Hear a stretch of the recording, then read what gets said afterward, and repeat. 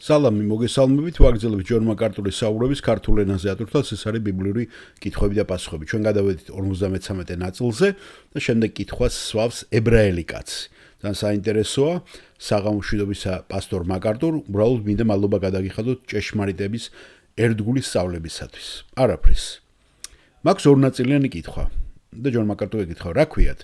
მე შაშემი მქვია. უკაცრავად შაშემ, მე ვიცი რომ თქვენ გიდოდა ჩემი ნახვა, შეხვედრა და ვერ მოვახერხეთ. გისმენთ?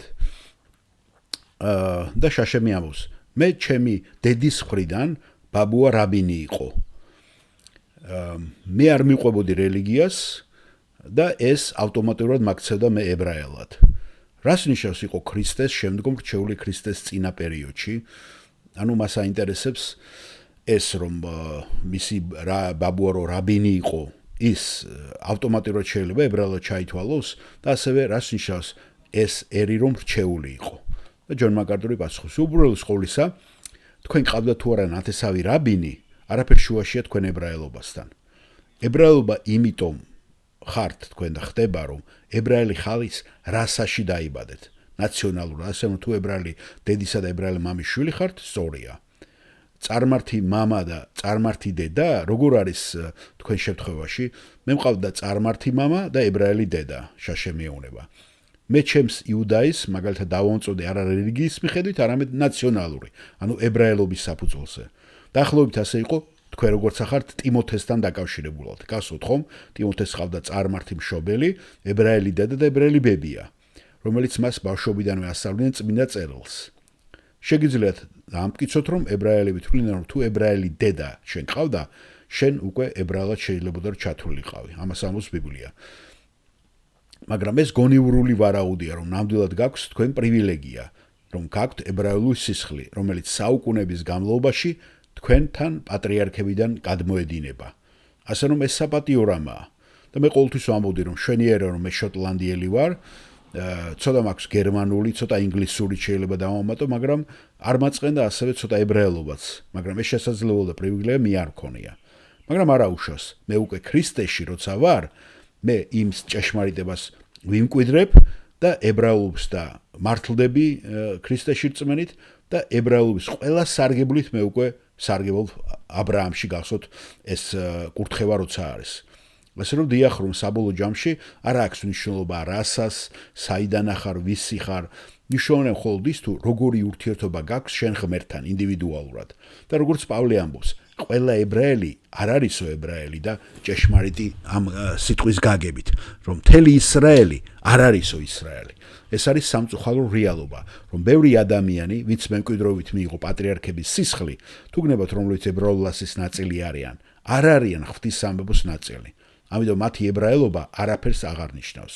მეორე მხრივ, როგორც ვიცით, ჩვენ ვიცით, წარმართები ვართ, სხვა ფარის ცხვრები. თუ გნებათ ეს იოანეს სახარებას რო დავესესხოთ მე-10 თავს. ან კიდევ რომაელთა მე-11 თავს და ეს ენა და ეს გამოვიყენოთ ეს ლექსიკა, რომ ჩვენ ვართ ველური ზეთისხილისისტოტი, რომელიც ბუნებრივზეა დამყრობილი. ასე რომ მნიშვნელოვანია, რომ თქვენ ხართ უკვე ქრისტეში. მაგრამ ორმაგად კურთხეული ხართ, თუ ასევე ხართ აბრაამში და ქრისტეში ერთად. გასაგებია, როგორც თქვენ მდგომარეობაში. და კითხვის დასვენის რჩეული რაღაც ნიშნავს, ბატონო ჯონ, დიახ, რჩეული. არსებობს ორი მნიშვნელობა. პირველი, რომ ერი აირჩიეს, ებრაელი ერი აირჩიეს, როგორც რასა, რომლის მეშვეობითაც ღმერთი მოიყვანდა წმინდა წერილს და მესიას. გასაგებია, ეს არ ნიშნავს, რომ როდესაც ღმერთმა აირჩია ებრაელი ერი, მან ყველა ამ ერთში აირჩია მარადიული ხსნისათვის. ეს უბრალოდ ნიშნავს, რომ მან აირჩია ერი თეოკრატიული, რომლის მართლობაც განახორციელებდა და რომლის მეშვეობითაც წმინდა წერილი იშუამავლებდა, რომლის მეშვეობითაც მესია მოვიდოდა კაცობრიობაში. გასაგებია, მაგრამ რჩეული ერის ყველა წევრი ინდივიდუალურად არ იყო არჩეული ხსნისათვის. და სწორედ ამბობს პავლე მოციქული რომელთა მე-9, მე-10, მე-11 თავებში. გასვოთ ხომ? ესავი შევიყვარე და გასვოთ ან იაკობი შეიძლება თქვა შევიყვარე და ესავი რა შევიძულე. ხომ?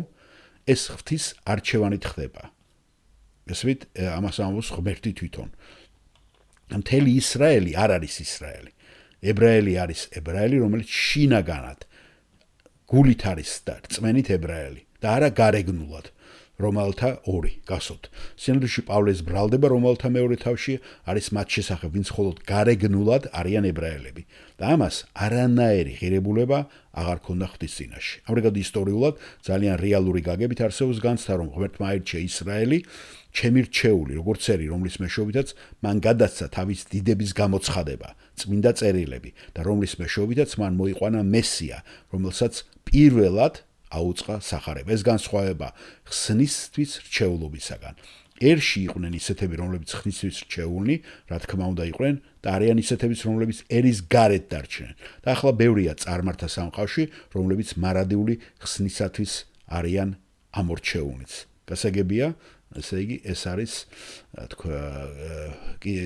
პასუხი თქვენს კითხვას. მადლობა ჯონ.